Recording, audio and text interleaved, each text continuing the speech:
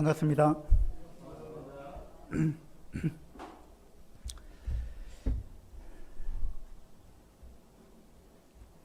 인도네시아 갔다 와서 2주에 걸쳐서 우리 형제님들이 다녀온 소감, 감정 이런 부분들 나눠주셨는데 많은 감동이 됐습니다. 다녀오신 분들은 그 감정 외에도 아마 마음에 많은 감동들이 있었을 거예요. 저도 참 많은 감동을 받았고 또 나누고 싶은 감정들이 많이 있는데 그 인도네시아 다녀오는 감정만 하면은 또 다녀오시지 않은 분들은 좀 뭔가 괴리감이 생기지 않을까 싶은 생각이 들어서 오늘은 그냥 말씀 교제를 하려고 합니다. 기회가 되면 또 말씀 교제하는 중에도 앞으로 인도네시아에서 경험했던 이런 부분들 또 감동적인 부분 좀 나눌 수 있는 그런 기회가 있지 않을까 그런 생각이 듭니다. 사도행전 26장을 보도록 하겠습니다.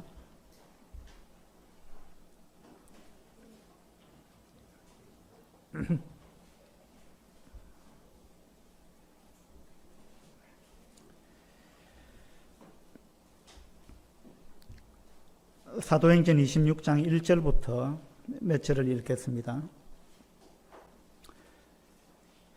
아그리빠가 바울에게 이르되 너를 위하여 말하기를 내게 허락하노라 하니 이에 바울이 손을 들어 변명하되 아그리빠 왕이여 유대인이 고발하는 모든 일을 오늘 당신 앞에서 변명하게 된 것을 다행히 여기나이다. 특히 당신이 유대인의 모든 풍속과 문제를 아심이니이다. 그러므로 내 말을 너그러이 들으시기를 바라나이다. 내가 처음부터 내 민족과 더불어 예루살렘에서 젊었을 때 생활한 상황을 유대인이 다 아는 바라. 일찍부터 나를 알았으니 그들이 정언하려 하면 내가 우리 종교의 가장 엄한 팔을 따라 바리새인의 생활을 하였다고 할 것이라. 바울이 이제 아그리빠 왕 앞에서 그리고 베스도 총독 앞에서 그 외에도 여러 이제 유명한 사람들이 앉아 있는데 그 앞에서 이제 내가 왜 감옥에 갇혀 있는가? 사람들이 나를 이제 그 죄인이라고 이야기하는데 그 사람들이 왜 그렇게 이야기하는지 그리고 실상은 무엇인지 이런 부분에 대해서 이제 변호할 수 있는 그런 기회를 허락을 받았습니다. 그래서 이제 사도행전 26장은 바울이 자신을 변론하는 이러한 장인데 5절에 보니까요. 바울이 자기를 어떻게 소개하고 있느냐 하면 5절 중반쯤에 보면 내가 우리 종교의 가장 엄한 팔을 따라 바리새인의 생활을 하였다. 그렇게 이야기를 하고 있습니다. 이 말은 지금 바울이 좋은 의도로 이야기한 걸까요? 그 반대일까요?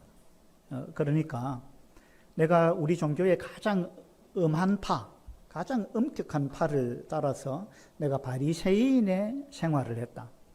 이걸 바울은 지금 자랑 삼아 이야기하는 걸까요? 아니면은 그 반대로 내가 이렇게 형편없는 삶을 살았다.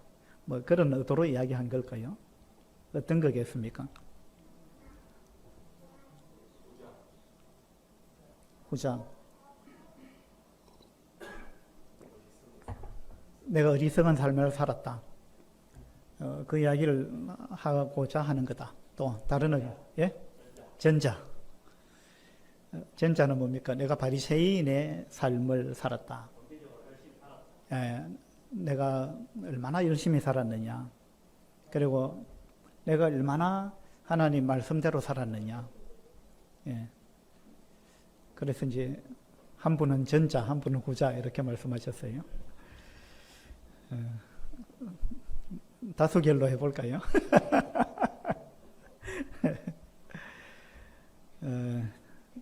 제가 볼 때는 바울이 아마 긍정적인 의도로 이 말을 한 것 같아요.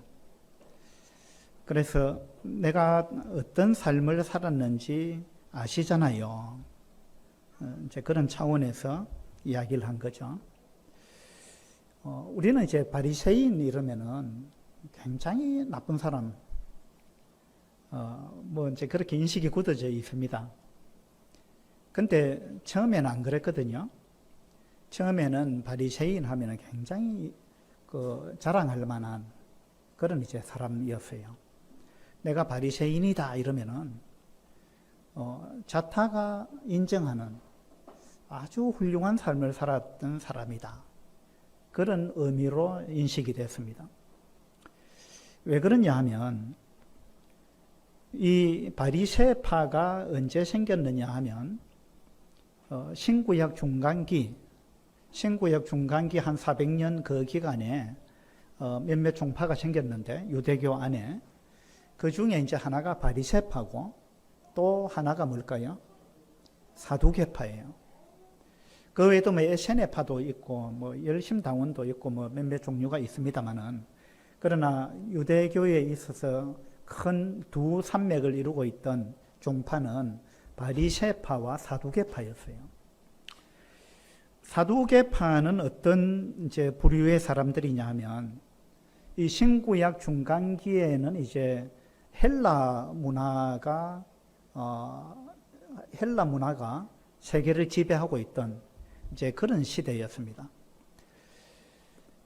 그래서 이제 이 헬레니즘이라는 것이 아주 거대한 이 파도처럼 그렇게 전 세계를 휩쓸고 있던 때였기 때문에 헬라 제국이 이 헬레니즘 이 문화를 이제 이 유대에도 심어주기 위해서 유대인들로 하여금 율법을 금지시키고 또 하나님을 이 율법대로 섬기고자 하는 이런 사람들을 핍박하고 이제 그렇게 했던 시대입니다.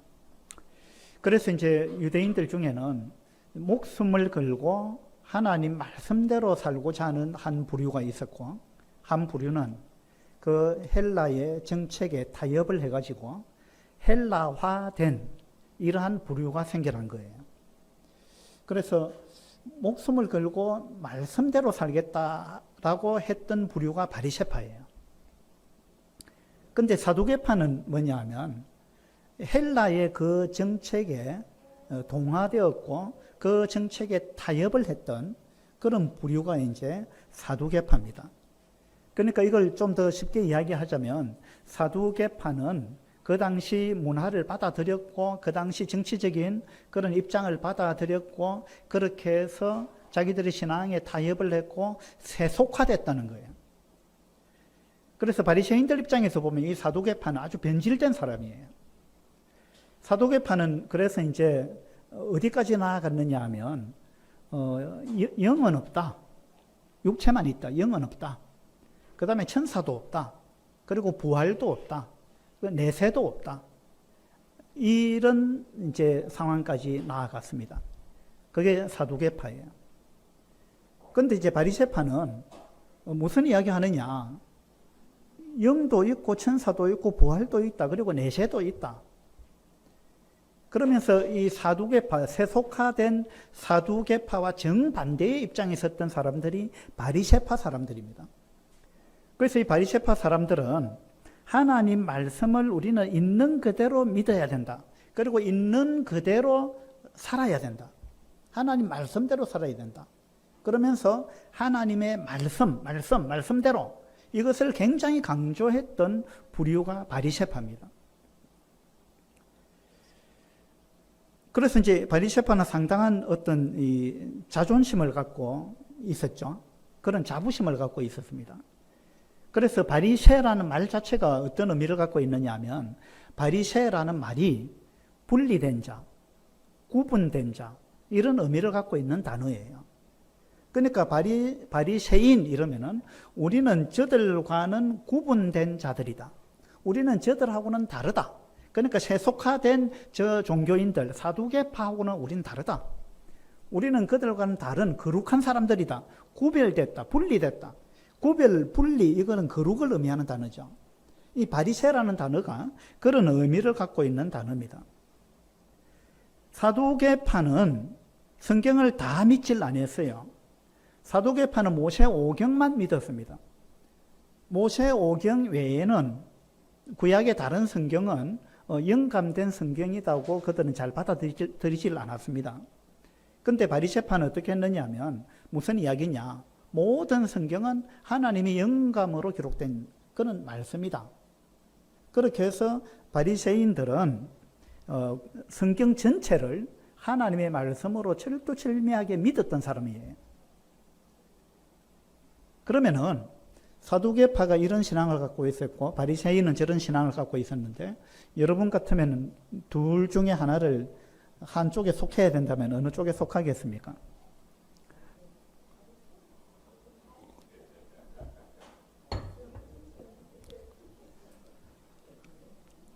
둘 중에 한 군데 속해야 된다면 여러분의 사두개파에 속하기는 어렵겠죠.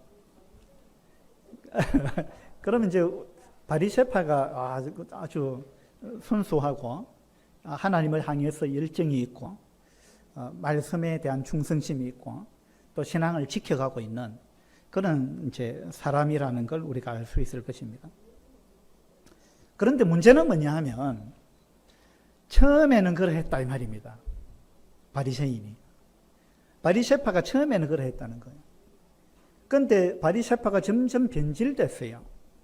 어떻게 변질됐느냐 하면 말씀대로 하다가 보니까 저들하고는 다르다. 저들은 너무 세속화됐다. 우리는 저들하고 다르다 하다 보니까 이제 이게 우리 조심해야 되는 부분이에요.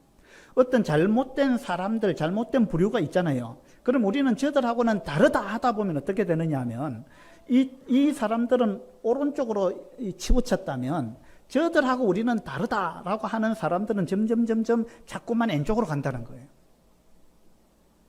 이 바리새인들이 이렇게 해서 변질됐어요. 우리도 이 모든 사람들은요 이런 우려가 있어요. 저 사람들 너무 잘못됐다 하면은 우리는 자꾸 그 반대로 극단적으로 그 반대로 가려고 하는 그런 성향을 우리는 다 갖고 있는 거예요. 그래서 우리는 이 부분을 상당히 조심해야 됩니다. 좌로나 우로나 치우치지 않는 게 중요한 건데 어떤 한쪽에 이제 대이고 보면 너무 극단적으로 반대쪽으로 간다는 거예요. 바리새인들이 그렇게 했어요. 그 바리새인들이 그렇게 해서 말씀 사두개파들이 말씀대로 안 하니까 바리새파는 말씀대로 하다가 보니까 점점 어디까지 나아갔느냐 하면 성경 외에 하나님의 말씀이 또 있다 라는 데까지 나아갔어요. 그러니까 그게 뭐냐면 성경 외에 하나님의 말씀이 하나님께서 모세에게 주신 말씀이 또 있다. 그게 뭐냐면 구전율법이라는 거예요. 성문율법 말고 성문율법은 글로서 기록된 율법이죠. 그건 성경책이에요. 그런데 글로서 기록된 성경 하나님 말씀 외에 글로서 기록되지 아니한 그런 하나님의 말씀도 있다. 그것이 뭐냐? 그것이 구전율법이라는 거예요. 입으로 전달돼 우리들한테까지 내려온 하나님의 말씀이 있다는 거예요. 하나님께서 시내산에서 모세한테 말씀하신 것이 성경에 기록된 것 외에도 더 있다 이거예요. 그것이 우리한테 이렇게 입으로 지금까지 전해져 내려왔다라는 거예요. 그 말씀도 지켜야 한다. 그 말씀도 성경과 동일한 것이다. 이걸 이제 주장을 하기 시작했습니다. 그것을 이제 유대인들은 미시나라고 부르는 책입니다. 미시나. 이 미시나라는 것이 나중에 이제 탈무드의 모체가 된 것인데 이 미시나를 더 이제 살을 붙이고 거기에 해석을 붙이고 해서 나온 책이 탈무드라는 책이에요. 그러니까 이제 이 미시나도 성경책하고 동일한 근위를 갖고 있다 해가지고 이것도 지켜야 한다. 해서 그들은 성경에 나와 있는 율법 외에 추가로 하나님의 율법을 더 만들어낸 거예요. 그러다 보니까 바리새인들이 아주 그냥 그 사소한 것까지 다 그냥 그 하나님의 말씀으로 규정을 하고 세분화시키고 이 성경에 나와 있는 말씀은 미시나에 의하면 이런 의미를 갖고 있다. 그러니까 우리는 이 성경에 나와 있는 이 정도가 아니고 그 이상 이렇게까지 해야 된다. 더 해야 된다. 라는 걸 주장을 하기 시작했습니다. 그래가지고 이제 이 율법에 살을 자꾸 붙인 거죠. 갈라디아서 2장에 보면 만일 내가 흘렀던 것을 다시 세우면 내가 나를 범법한 자로 만드는 것이다. 이런 말씀이 있죠. 이것이요, 신약 시대의 율법주의자들이 했던 행태입니다. 바울이 갈라디아서에서 이제 이 부분을 지적하고 있는데, 율법주의자들은요, 주님께서 흘러놓으신 것을 그들이 도로 세웠다는 거예요. 그러니까 우리가 구원받았다면, 우리가 하나님을 제대로 믿는다면, 우리는 이런 것까지 해야 된다 해가지고 주님께서 흘러놓은 걸 다시 세웠다는 거예요. 다시 세워서 정말 구원받았다면 이 정도는 해야지 해가지고 율법의 담을 그들이 또 세웠다는 거예요. 바리새파 사람들이 했던 게 바로 이와 같은 것들입니다. 그래서 그들이 좀 너무 나갔죠. 너무 이제 지나쳤다는 거예요. 한쪽으로 너무 치우쳤다는 거예요. 이런 부분이 이제 바리새인들이 잘못했던 부분입니다. 그래서 이제 바리새인들은 결국 어떻게 됐느냐 하면 하나님의 말씀대로 이걸 막 강조하다 보니까 그것에서 너무 지나쳤고, 너무 지나쳐서 말씀에서 이야기하고 있지 않은 규정까지 만들어냈고, 그렇게 하면서 사람들로 하여금 옴짝달싹할 수 없는 그런 상황으로 몰고 갔습니다. 물론 자기들도 그렇게 못 살아요. 근데 자기들은 그렇게 살고 있다고 주장하는 거예요. 자기 스스로를 속이고 있는 거예요. 그래서 바리새인들은 결국은 처음에는 그것이 자신들의 장점이었고 자신들의 자랑거리였는데, 이 자신들이 자랑으로 이야기할 수 있는 그 자랑거리 때문에 그들은 걸려 넘어졌습니다. 그렇게 해서 그들은 망했어요.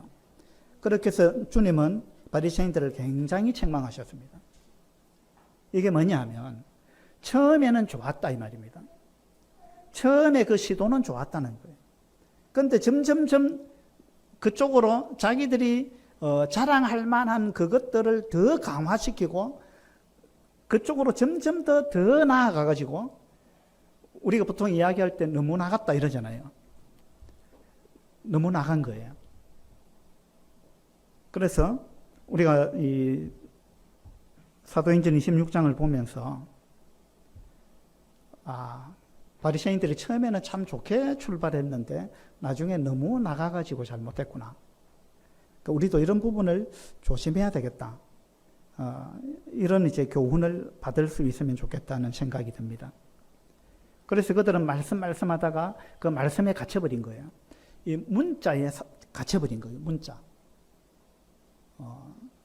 그래서 이제 우리도 성경을 해석할 때 성경을 이제 언약주의는 성경을 많은 부분을 상징으로 해석합니다. 그런데 이제 세대주의 해석법은 문자적으로 성경을 해석해야 된다. 이것이 가장 큰 차이점이에요. 그런데 우리도 이제 잘못하게 되면 문자에 갇혀버릴 수가 있어요. 이런 부분을 우리가 상당히 조심할 필요가 있습니다. 마태복음 23장을 한번 보도록 합시다.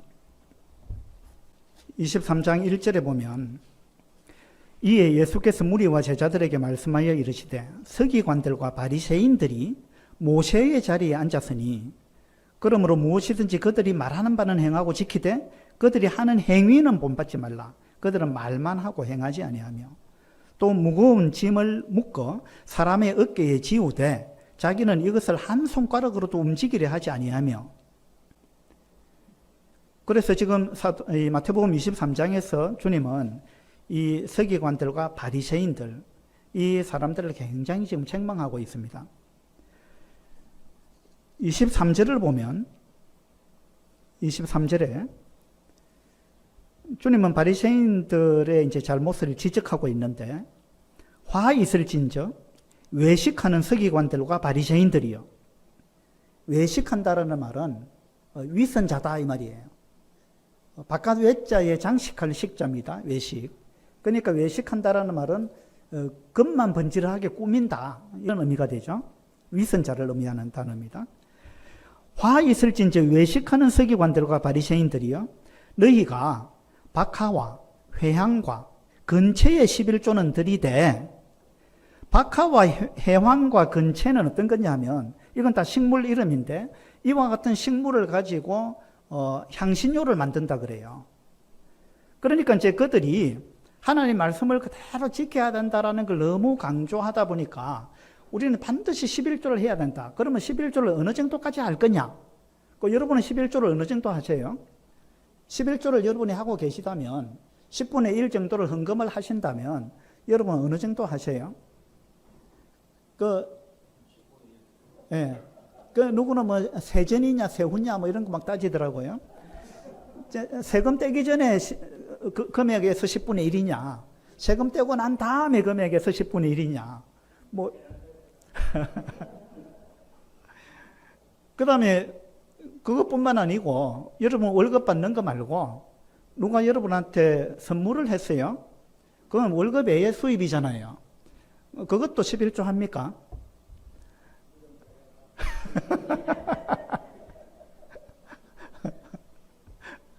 그러니까 이제 이 당시에 바리새인들이 이런 걸 가지고 이제 막 논쟁을 벌였다 이 말입니다.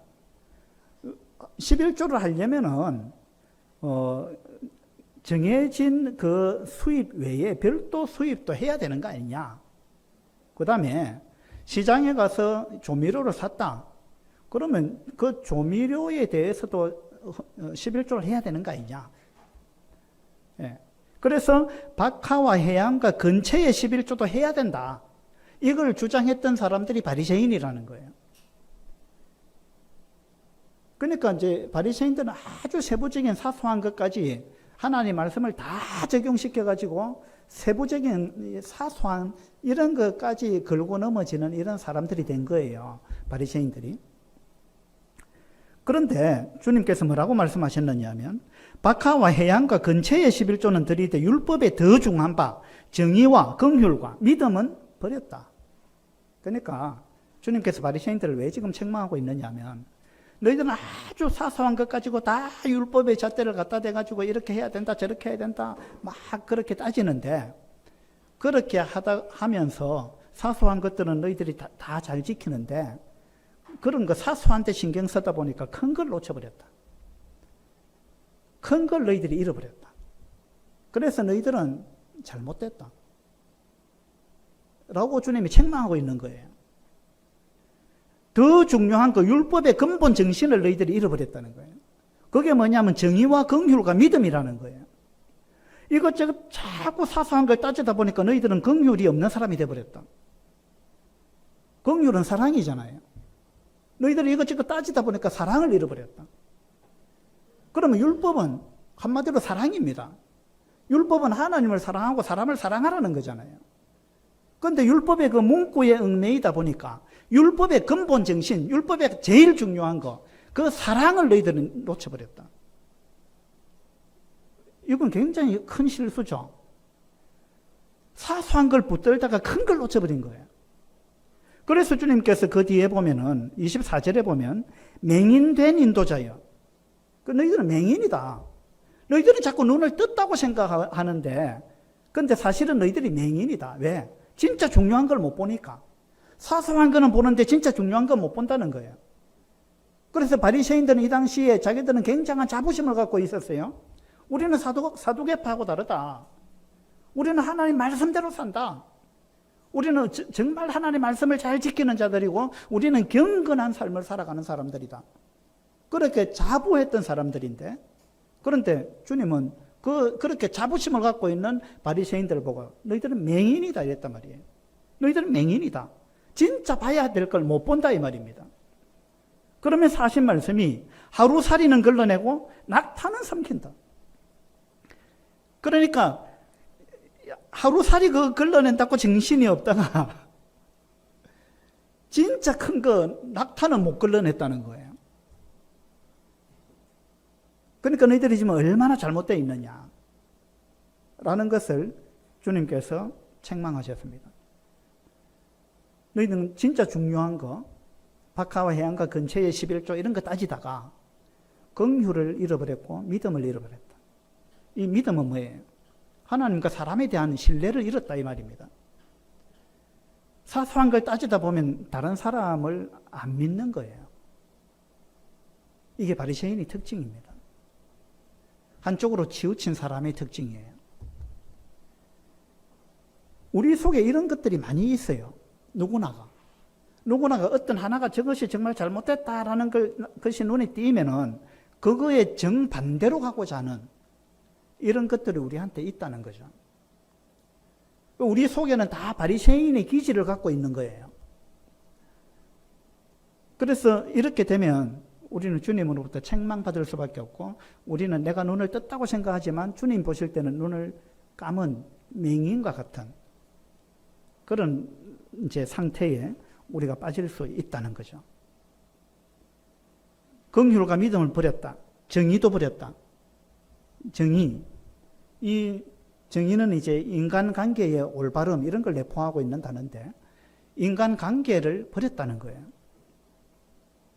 그래서 자기들이 정말 정의롭다, 올바르다, 자기들이 믿음이 좋다, 뭐 이렇게 생각했지만 주님이 볼 때는 그 정반대의 입장에 가 있었던 사람들이 이 바리새인들이라는 이야기입니다. 그 다음에 34절을 한번 보세요.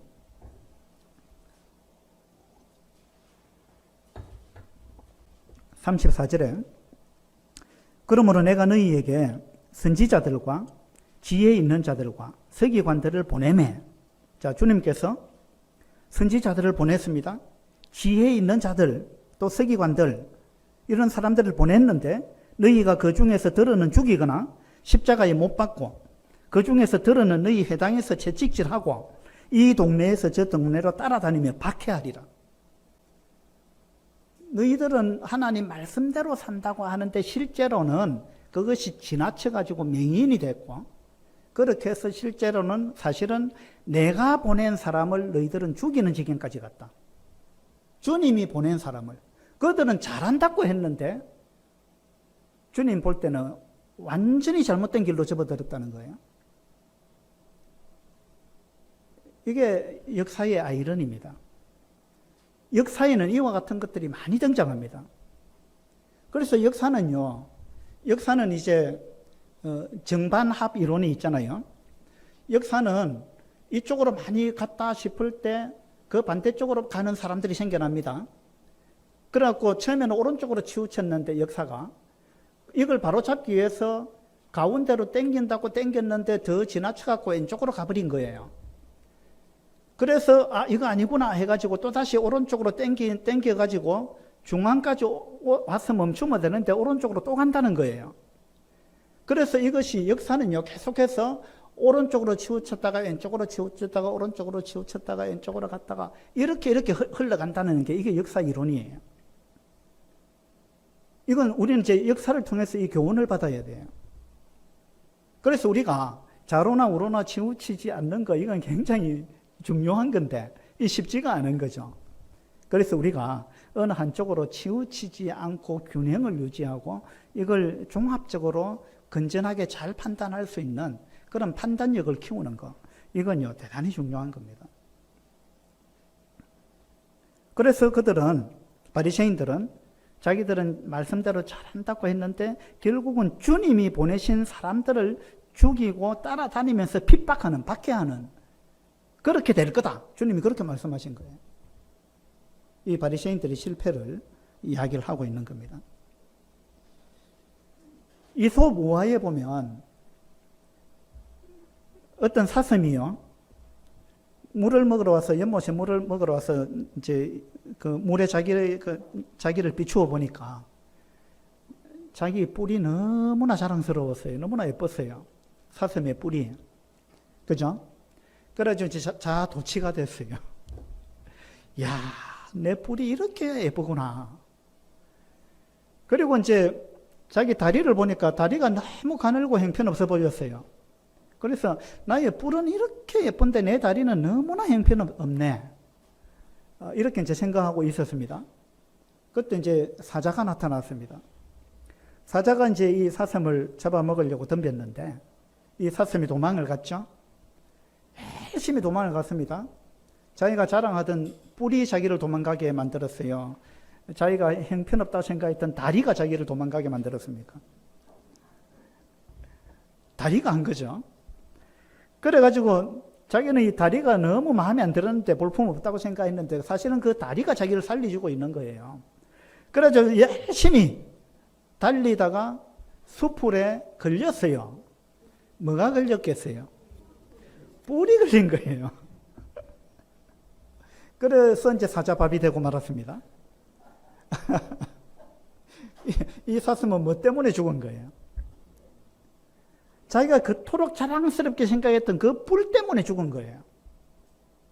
맞죠? 이런 게 많습니다. 여러분, 다윗의 아들 압살롬이 죽었습니다.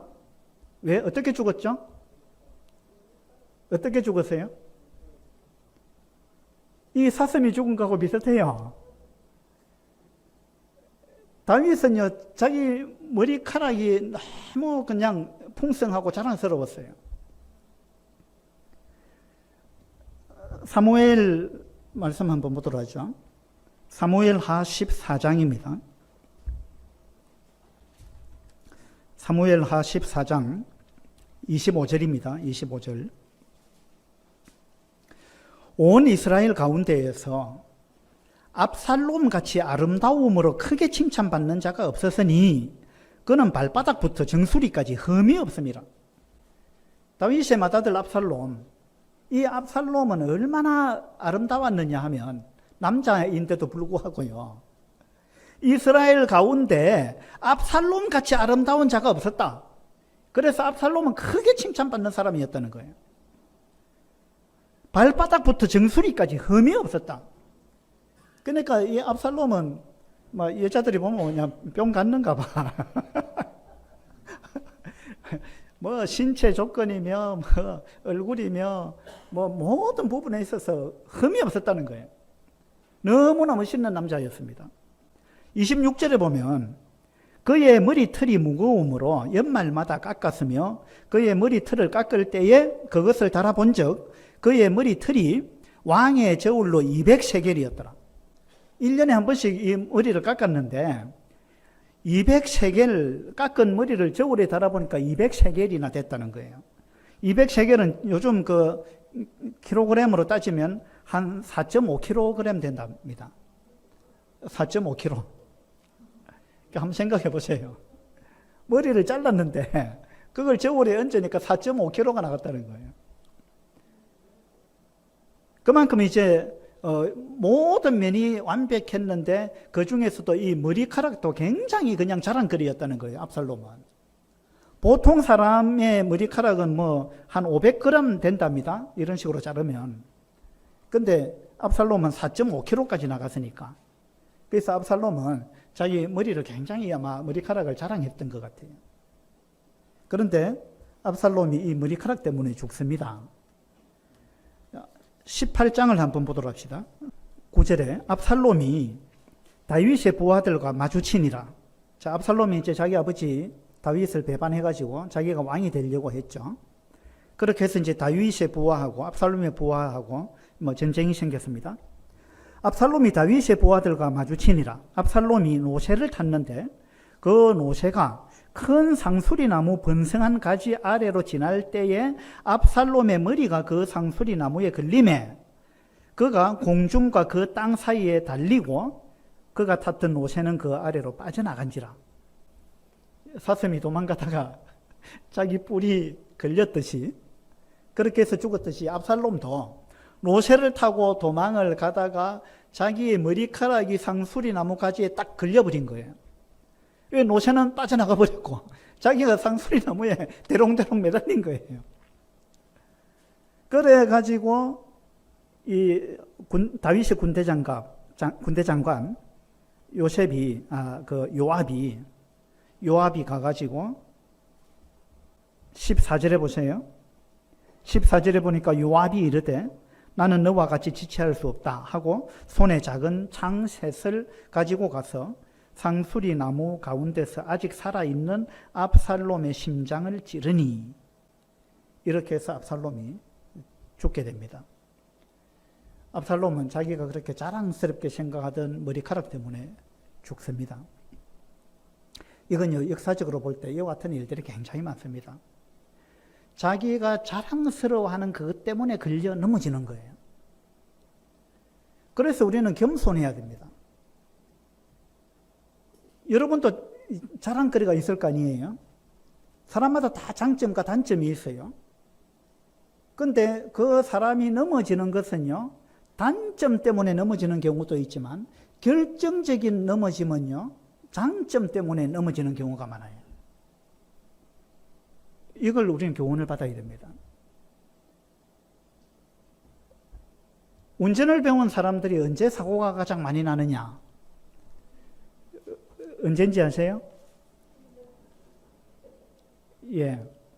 운전을 시작하고 한 100일 정도 되었을 때 사고가 많이 난대요. 100일 정도 되었을 때. 그때 이제 근자감이 생긴다네요. 근자감이 뭐예요? 근거 없는 자신감.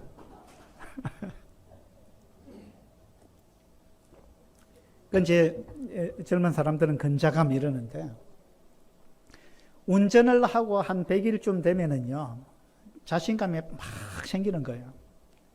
그래서 이제 제가 아는 어떤 자매님이 그 이야기를 하더라고요. 자기가 운전하고 한 100일쯤 되니까 누구하고 자동차 경주를 좀 했으면 하고 싶더래요. 어떤 남자가 와도 자기 이기겠더래요. 그래서 자동차 경주를 하면 자기가 모든 사람을 다 이기고 자기가 1등할 것 같은 그런 자신감이 다 생기더라는 거예요. 그 운전하고 100일쯤 됐을 때 여러분 조심해야 돼요. 그때 막 자신감이 막 생기는데 이게 이제 근거 없는 자신감이에요. 운전을 수십 년 한 사람이 볼 때는 굉장히 불안한 거예요. 근데 운전하고 한 100일 된 사람은 자기는 엄청나게 운전을 잘한다고 생각하는 거예요. 근데 정말 운전하고 수십 년 된 사람이 볼 때는 불안한 거예요. 그래서 운전하고 오래된 사람일수록 더 조심하는 거예요. 운전 배운 지 한 100일 된 사람은 이제 조심성이 없어지는 거예요. 예. 그때 사고가 많이 난다는 겁니다. 그래서 자신감이 막 생기고 나는 이건 정말 잘한다. 이건 남들보다 잘한다. 이것이 나의 장점이다. 이것이 나의 강점이다. 라고 생각하는 사람은 조심해야 돼요. 그것 때문에 넘어질 확률이 높은 거예요. 바리새인이 그랬습니다. 사도행전 26장으로 다시 한번 돌아가 보죠. 5절에 보면 일찍부터 나를 알았으니 그들이 증언하려 하면 내가 우리 종교의 가장 엄한 팔을 따라 바리새인의 생활을 하였다고 할 것이라. 이건요, 바울이 주님 만나기 전에, 부활하신 주님을 만나기 전에는 이것이 바울에게 있어서 엄청난 자랑거리였습니다. 근데 나는 바리새인이다. 이게 바울에게 있어서는 엄청난 자랑거리였죠. 근데 그것 때문에 바울이 사실은 잘못됐던 거죠. 자신의 자랑거리 그것 때문에 바울은 지나쳤던 거예요. 너무 나갔던 거죠. 그것도 바울이 너무 나갈 수 있었던 근거가 뭐냐면 우리 종교의 가장 엄한 팔을 따라서 내가 바리새인의 생활을 했다. 나는 보통 바리새인 정도가 아니다 그 말이에요.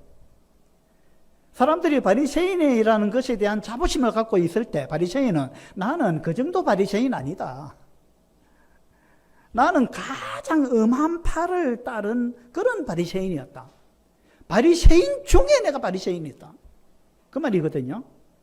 가장 엄한 팔을 따랐다. 이건 원어적으로 보면 내가 가장 정확했다. 내가 가장 은밀했다. 이런 의미를 갖고 있어요.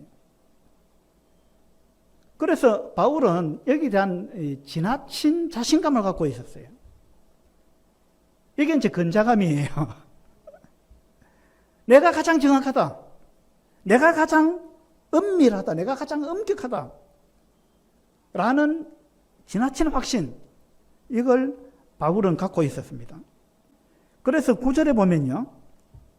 나도 나사렛 예수의 이름을 대적하여 많은 일을 행하여야 될 줄 스스로 생각하고, 이게 바울이 부활하신 주님을 만나기 전의 상태입니다.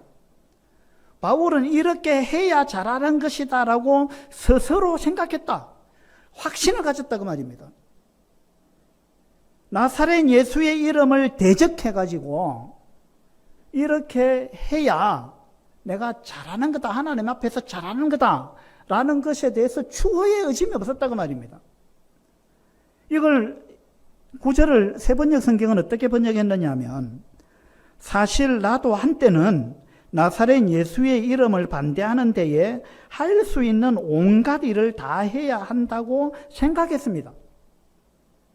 이게 바울의 그 당시 생각이었어요. 확신이었습니다. 이걸 시온 성경에서는 어떻게 번역했느냐면요. 한때는 저 역시 나사렛 예수의 이름을 반대하는 일에 온 힘을 쏟아야 한다고 확신했던 사람입니다. 이게 바울의 지나친 확신이에요. 바리새파 중에서도 가장 엄한 파에 속해 있었기 때문에 바울은 이와 같은 지나친 확신 가운데 들어갔다는 거예요. 그래가지고 결국은 이제 스데반을 비롯해서 많은 그리스도인들을 바울이 핍박했고 죽이는데 찬성 투표까지 하고 사람들 감옥에 가두려고 잡으러 다니고 이렇게 했던 사람이 바울입니다. 이게 뭐냐면 자기가 속해 있던 바리새파 거기에 지나친 확신을 가졌다는 거예요. 이런 이제 상황 가운데 빠지게 되면 스스로 생각했다. 이게 근거가 없다 그 말입니다. 스스로 생각했다 이거는 자의적인 판단을 했다 그 말이에요. 내 생각이 그러했다. 그거거든요. 그래서 이와 같이 어떤 사실은 근거가 없는데도 그것을 확신하게 되면은 그 결과는 어떻게 행동으로 나타나느냐 하면 11절에 보면요.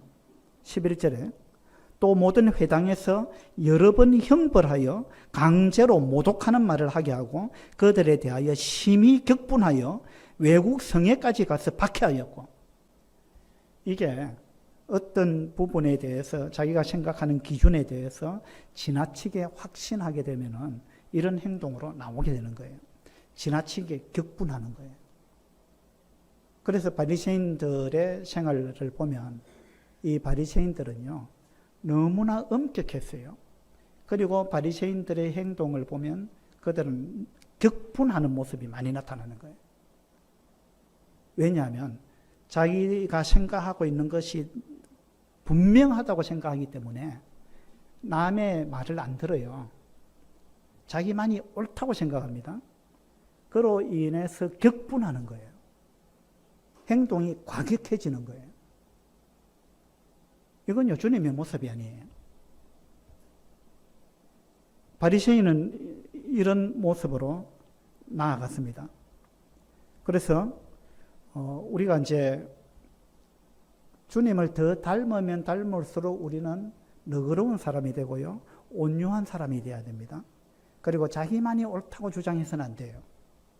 나보다 남을 낮게 여기라는 말씀이 빌립보서에 나오죠. 이게 이제 바리새인의 반대의 모습이에요. 바리새인한테는 이런 모습이 없어요. 우리 속에 바리새인의 기질들이 다 있어요. 이걸 조심해야 됩니다. 우리가 수요일날 고린도전서 공부를 하고 있는데 지난주 수요일날 고린도전서 10장을 봤죠. 한번 찾아봅시다. 12절입니다. 그런즉 선줄로 생각하는 자는 넘어질까 조심하라.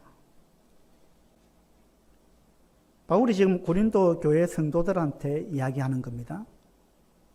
선줄로 생각하는 자는 넘어질까 조심해라. 누가 선줄로 생각하는 사람들이에요? 언제 사람이 잘 넘어지느냐 하면 나는 굳건하게 잘 서 있다. 나는 넘어지는 거하고는 거리가 멀다. 나는 잘 서 있다. 라고 생각하는 사람이 넘어진다는 거예요. 바울이 고린도 교회를 바라보니까 이 고린도 교회 성도들 중에 고린도 교회의 특징은 뭐냐면 그들이 은사가 뛰어났습니다. 그들에게 언변과 지식이 뛰어났어요.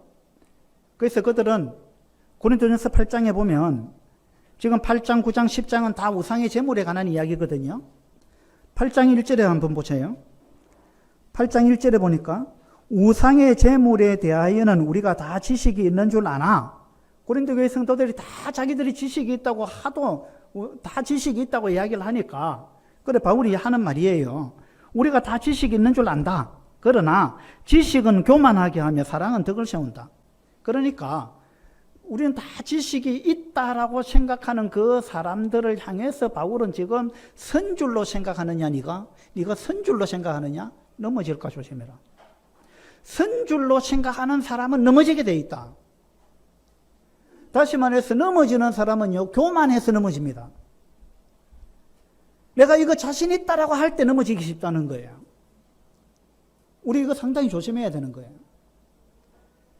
역사를 쭉 보면 역사는 그렇게 흘러왔습니다. 이건요 선줄로 생각하는 자는 넘어질까 조심하라. 이 일은 바울의 자기 경험에서 나온 이야기일 수도 있어요. 바울도 부활하신 주님을 만나기 전에 자기는 나는 가장 엄한 팔을 따라 바리새인의 생활을 했던 사람이다. 그래서 거기에 대해서 나는 엄청난 자부심을 갖고 있었던 사람이다. 그런데 그 엄청난 자부심 때문에 나는 넘어졌다. 그 엄청난 자부심이 나를 잘못된 길로 가게 만들었다. 나를 극단적인 길로 가게 만들었다. 그것 때문에 난 넘어졌다. 그래서 이제 나는 그 바리새인의 생활을 나는 좋아하지 않는다. 이전에는 그것이 좋은 건 줄 알았는데 지금은 난 그렇게 생각 안 한다. 이게 바울의 마음이에요. 바울이 자기가 왜 넘어졌는지를 알고 있는 거예요. 그러면서 고린도 교회를 보니까 옛날에 자기 같거든요. 지식하면 바울을 따라갈 사람 잘 없잖아요. 고린도 교회 성도 보니까 옛날에 자기 같은 거예요. 바울이 볼 때. 그래서 바울이 이야기하는 거예요. 선줄로 생각하느냐 넘어질까 조심해라.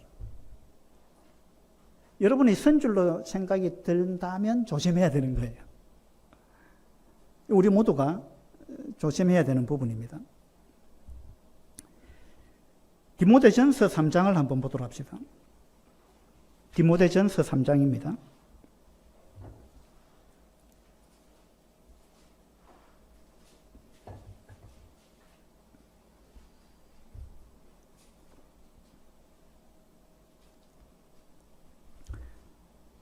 디모데전서 3장은 이제 감독의 직분에 관해서 쭉 이야기를 하고 있습니다. 감독의 자격. 감독, 장로, 목자 같은 말인데 감독의 자격에 대해서 쭉 이야기를 하면서 2절에 보니까요. 그러므로 감독은 책망할 것이 없으며 한 아내의 남편이 되며 절제하며 신중하며 단정하며 나그네를 대접하며 가르치기를 잘하며 쭉 이렇게 한 20가지가 나옵니다. 이 중에서 지금 오늘 제가 말씀을 전하고 있는 것과 연관된 부분이 어떤 것 같아요? 절제하는 거예요. 성숙한 사람은 절제하는 사람이에요. 절제한다라는 말은 뭐냐면 한쪽으로 치우치는 걸 조심한다 그 말입니다. 성숙한 사람은요, 종합적인 판단력을 갖고 있어요. 성숙한 사람은 한쪽으로 잘 치우치지 않습니다. 미성숙한 사람일수록 한쪽으로 치우치기를 잘하는 거예요. 극단적으로 치우친다는 거예요.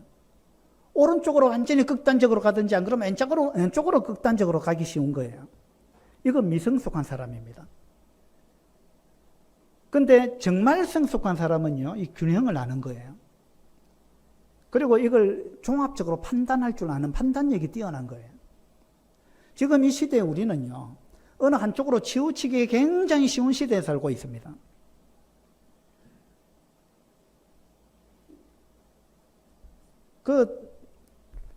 얼마 전에 이제 우리 아이들이 제 핸드폰을 이래 보더니만, 아빠 유튜브에는 이런 게 많네요. 이러더라고요. 그게 뭐냐면, 사람마다 핸드폰마다 유튜브를 보면 그 사람들이 즐겨보는 뭔가가 있다는 거예요. 그와 연관된 것들이 자꾸 뜨거든요. 그래서 지금 이 시대는 우리가 한쪽으로 치우치기에 굉장히 쉬운 이런 시대에 살고 있습니다. 그리고 너무 많은 이론들이 난무하고 있어요.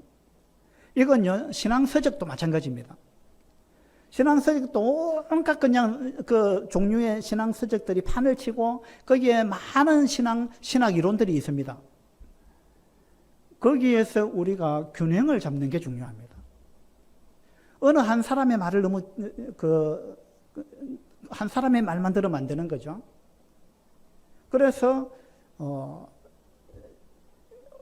이런 이론도 있고 저런 이론도 있다라는 걸 다 알 필요가 있어요. 그러면서 이 사람은 이쪽으로 치우쳤구나. 이 사람은 저쪽으로 치우쳤구나.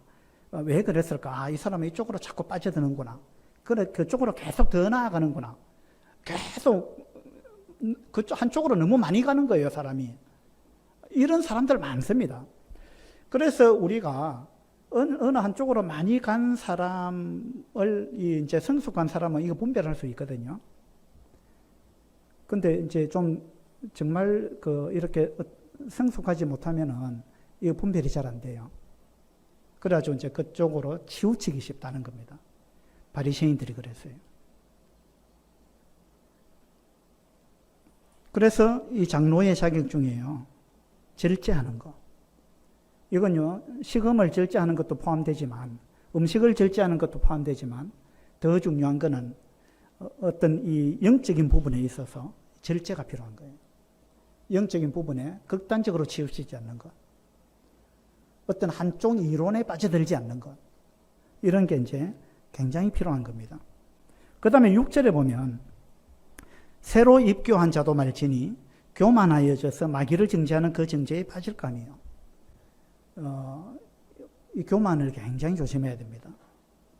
내가 뭘 좀 잘 안다 생각하면 자기도 모르게 교만해집니다. 교만해지면 넘어집니다.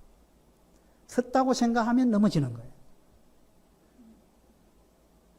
교만은 넘어짐의 앞잡이입니다. 교만은 패망의 선봉이요, 그만한 마음은 넘어짐의 앞잡이다. 잠언에 그렇게 나오죠.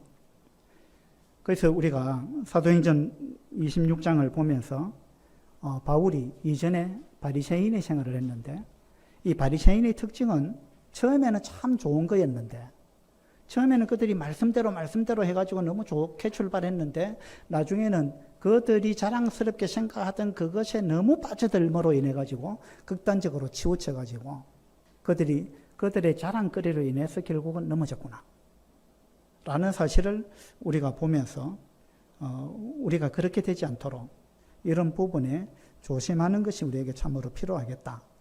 이제 그런 교훈을 우리가 받을 수 있으면 좋겠습니다. 선줄로 생각하는 자는 어떻게 하라고요? 넘어질까 조심하라. 넘어질까 조심하라. 우리 모두가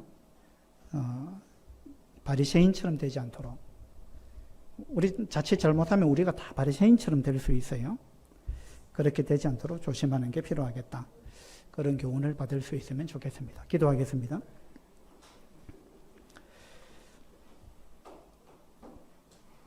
아버지 하나님, 오늘 사도행전 26장에서 바울이 이전에 어떠한 삶을 살았는가, 이런 부분을 생각해 보았습니다. 그는 유대종파의 가장 엄한 파를 따라서 바리새인의 생활을 했다고 했습니다. 그것이 어떤 측면에서는 참 자랑거리였지만은, 그러나 그것이 지나쳐서 바울은 결국은 그로 인해서 넘어졌고, 그로 인해서 참 극단적인 사람이 됐고, 또 바리새인들은 그러한 모습으로 인해서 주님으로부터 아주 엄한 책망을 받는 그런 사람들이 됐던 것을 우리가 생각합니다. 아버지 하나님, 우리 속에도 다 이와 같은 부분들이 있음을 고백을 드립니다. 도와주셔서 우리가 교만하지 않도록 해주시고 우리가 절제할 수 있도록 해주시기를 바랍니다. 우리가 성숙하면 성숙할수록 주님의 모습이 우리 삶과 은행을 통해서 나타나게 되기를 바랍니다. 주님 그렇게 우리를 인도해 주시기를 바랍니다. 감사드리며 우리 주 예수 그리스도 이름으로 기도드립니다. 아멘. 수고하셨습니다.